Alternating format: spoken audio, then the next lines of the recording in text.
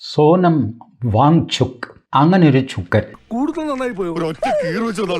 ഡാൻസേഴ്സിന്റെ മുമ്പിൽ വെച്ച് നാറ്റിക്കരുത്. നമ്മുടെ നാട്ടിൽ ചുക്കൻ, ചുണ്ണാമ്പൻ, പുല്ലൻ ഇതുപോലെയുള്ള ജന്തുക്കളൊക്കെ തലനീട്ടി കച്ചറയുണ്ടാക്കുന്നു. ചേട്ടാ അപമാനിച്ചേ ഞാൻ പോയിക്കോട്ടെ.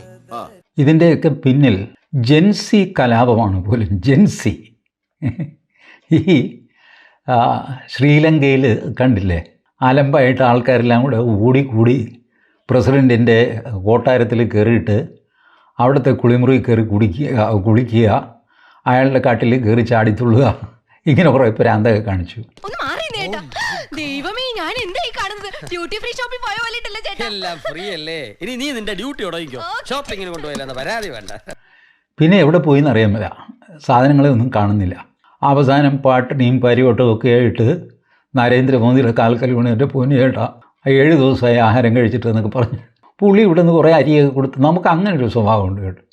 ഏത് സാമദ്രോഹിയാണെങ്കിലും കുറച്ച് അരിയും പരിപ്പും എണ്ണയും ഒക്കെ കൊടുക്കും, എങ്ങനെയെങ്കിലും ഇവൻ ജീവിച്ചു പൊക്കോട്ടെ, പട്ടിണി കിടന്ന് ചാവണ്ട നമ്മുടെ അയൽവക്കത്തെന്ന് വിചാരിച്ചിട്ട് അങ്ങനെ അവർക്ക് കൊടുത്തു. ഇവന്മാരൊന്നും ജീവിതകാലത്ത് നന്നാവില്ല. അത് കഴിഞ്ഞപ്പോൾ ഈ വെടിപ്പടക്കം ബംഗ്ലാദേശിൽ തുടങ്ങി. അവിടെ അങ്ങോട്ട് മലമറിക്കാൻ പോവുകയാണ്, ഇസ്ലാമിക രാജ്യമാക്കി ഇത് എന്നൊക്കെ പറഞ്ഞ് അയാളെ യൂനിസിനെ കെട്ടിയെടുത്തു അമേരിക്കയിൽ നിന്ന്. അയാൾ വന്നിട്ട് അവിടെ ജനാധിപത്യം കൊലമറിക്കാൻ പോകണമെന്ന് പറഞ്ഞിട്ട് ഇതുവരെ യാതൊരു അനക്കവും ഇല്ല. രതീഷ്, ഞാനല്ലേ വിളിക്കുന്നത്? ഇങ്ങനെ തുടങ്ങാമോ രതീഷ്? അത് കഴിഞ്ഞപ്പോഴാണ് നേപ്പാളിൽ ബഹളം. അവിടെ ജെൻസി ഇളകി ആ കൂടെ പ്രശ്നമായി പാർലമെൻറ്റ് കയറി ആക്രമിച്ചു. മന്ത്രിമാരെല്ലാം ചെറപറ ഓടുന്ന വഴിയെ ഇവനെ എല്ലാം തല്ലി വീഴ്ത്തി പിള്ളേരെല്ലാം കൂടെ കാച്ചറയാക്കി കോളേജ് പോലെയായി നേപ്പാൾ. അവസാനം അവിടെ ഇപ്പോൾ കാർക്കിയോ കൂർക്കയോ ആരാണ്ട് തൽക്കാല അധികാരത്തിൽ വന്നിട്ട് അത് ഇച്ചിരി അവർ നരേന്ദ്രമോദിക്ക് അവർ അയച്ചൊരു മെസ്സേജ്, ചേട്ടാ നമ്മളെ ഒന്ന് നോക്കിക്കൊള്ളണം കേട്ടോ. ഓ നോക്കിക്കൊള്ളാൻ ചേച്ചി അവിടെ ഇരുന്നോ എന്ന് പറഞ്ഞിട്ട് അവരവിടെ ഇരുത്തി സമാധാനമായി. ഇതൊക്കെ കണ്ടു കഴിഞ്ഞപ്പോഴാണ് ഈ കാശ്മീരിലെ ലഡാക്കിലുള്ള വാങ്ചുക് ഇവനൊക്കെ ഇങ്ങനെ പതുങ്ങിക്കിടക്കുകയായിരുന്നു കേട്ടോ.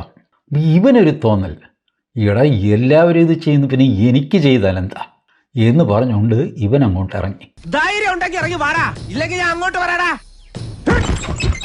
ഇന്ന് നിന്റെ അവസാനമാടാ.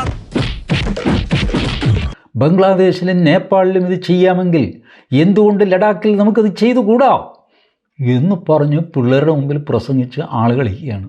അപ്പോൾ ഇവൻ വിചാരിച്ചു ഞാനിപ്പോൾ ഈ ലഡാക്ക് പിടിച്ചെടുക്കാൻ പോവാണ്.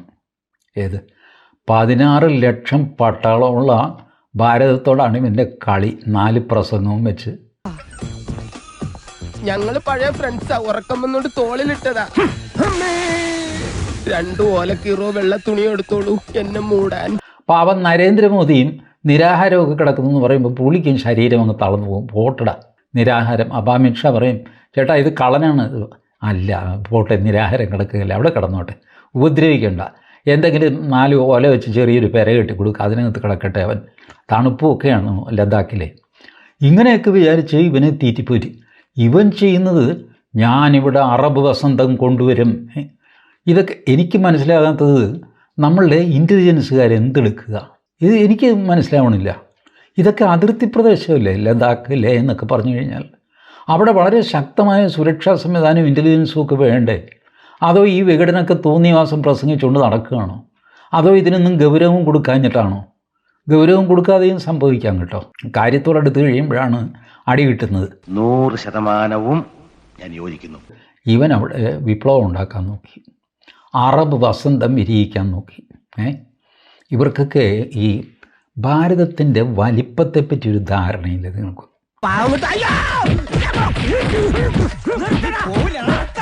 ഒരു ഗുണ്ടെ തല്ലുന്നതിനൊക്കെ ഒരു അതിലുണ്ട്. ഇതല്ല പഞ്ചായത്ത് പട്ടികൾക്ക് എല്ലാം കഷണം കിട്ടിയമാതിരി ഒരുമിച്ചല്ല കടിച്ചു പറിക്കണത്. നാണമില്ലടാ നിനക്കൊക്കെ. ധൈര്യം ഉണ്ടെങ്കിൽ ഒറ്റയ്ക്ക് വാടാ. ഒറ്റയ്ക്ക് വന്നാ എനിക്ക് അത്രയും കുറച്ചടി ഉണ്ടാ മതിയല്ലോ. ഇതാണ് ഇതിൻ്റെ കാര്യം. ഈ നേപ്പാളിൽ ആകെ ഇട്ടാവട്ടത്തിലുള്ള സ്ഥലം, ബംഗ്ലാദേശ് ചെറിയൊരു സ്ഥലം, നമ്മുടെ ഒറീസയേക്കാൾ ചെറുതാണ് ബംഗ്ലാദേശ്, ശ്രീലങ്ക, ഇതുപോലുള്ള സ്ഥലങ്ങളിലൊക്കെ ഈ കലാപരിപാടിയൊക്കെ നടക്കുക. ആ കൂടെ 4, 3, 7 പേരുണ്ട്, ഒരുത്തൻ വേറൊരുത്തനെ ഉന്തിയിട്ട് അവിടെ കയറി ഇരുന്ന് കഴിഞ്ഞാൽ ഇരുന്നതാ. ഇതൊക്കെയാണ്. ഇതുപോലെയാണോ ഭാരതം? ഒരു കയ്യബദ്ധം നാറ്റുകരുത്. അത് നിങ്ങളൊന്ന് സങ്കല്പിച്ച് നോക്കിക്കുക. ഇപ്പോൾ ഡൽഹിയിൽ നരേന്ദ്രമോദിയെ വലിച്ച് താഴെ ഇട്ടിട്ട് ഒരുത്തനവിടെ കസേര കയറിയിരിക്കുന്നു. അവിടെ ഇരിക്കും. ഇച്ചിരി കഴിയുമ്പോൾ പോലീസോ പട്ടാളോ വന്നിട്ട് വെടിയും വെച്ചിട്ട് ഇറങ്ങിപ്പോടാൻ പണി കഴിഞ്ഞു.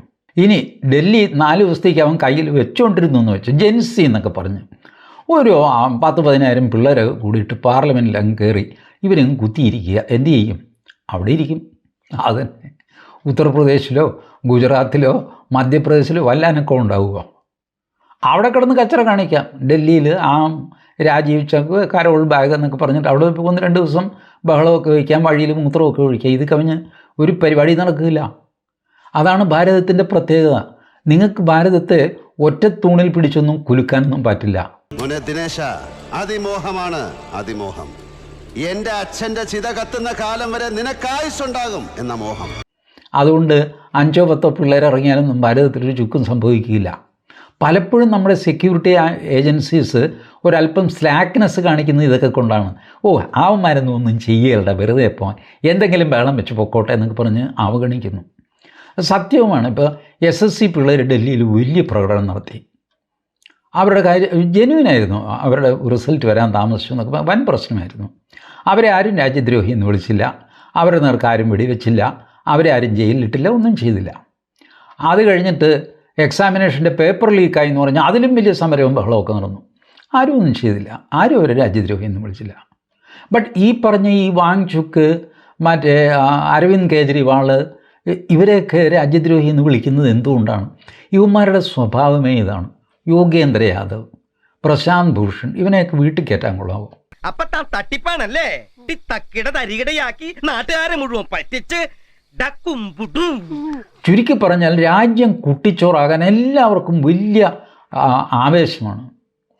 എനിക്ക് നരേന്ദ്രമോദിയോട് പറയാനുള്ളത്, ഇനിയെങ്കിലും അങ്ങയെ പ്രതിപക്ഷം വിളിക്കുന്ന പേര് സാർത്ഥകമാക്കി കൊടുക്കണം. നല്ലൊരു ഫാസിസ്റ്റ് ആകണം. ഇവന്മാരെയൊക്കെ പിടിച്ചകത്താക്കുക. ഒരു 15 കമ്പനിയേ ഉള്ളൂ. ഇത് വലിയ സാധനമൊന്നുമില്ല ഇന്ത്യയിൽ. ഒരു 10-15 എണ്ണയേ ഉള്ളൂ. ഇതിനെ പിടിച്ചകത്ത് കരുതൽ തടങ്കലെന്ന് പറഞ്ഞാൽ അകത്തിടുക, ചോറും കൊടുക്കുക. ചോറ് സാമ്പാർ എന്താണെന്ന് വെച്ചാൽ കൊടുക്കുക. മറ്റേ വടക്കന്മാർക്ക് റോട്ടി വേണമെങ്കിൽ അത് കൊടു, തിന്നട്ടെ, പട്ടിണി കിടക്കരുത് ആരും ഇവിടെ. ഞാൻ പോകുന്നു. Bye bye.